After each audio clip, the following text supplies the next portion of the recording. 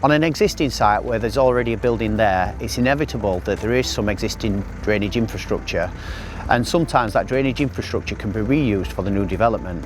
In this particular example, behind me you'll see a big pit, and inside that pit are some very large drainage pipes. The next part of the process for us is to put an application for a Section 106 drainage connection into the incumbent network to gain permission to be able to connect to that pipework.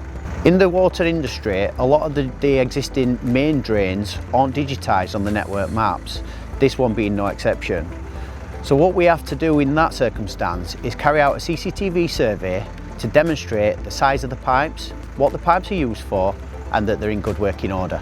The CCTV survey is then submitted along with an application to connect to that network. It is reviewed by the incumbent network owner and they say, yes, you can connect, or no, you can't. If you don't do the application to the network, there are often consequences that will cost you time and money at the end of your job.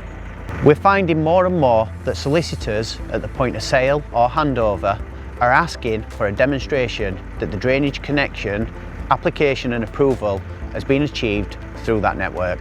When you do things retrospectively with the network owners, you don't get the connection certificate. All you get is an email saying that they'll approve it.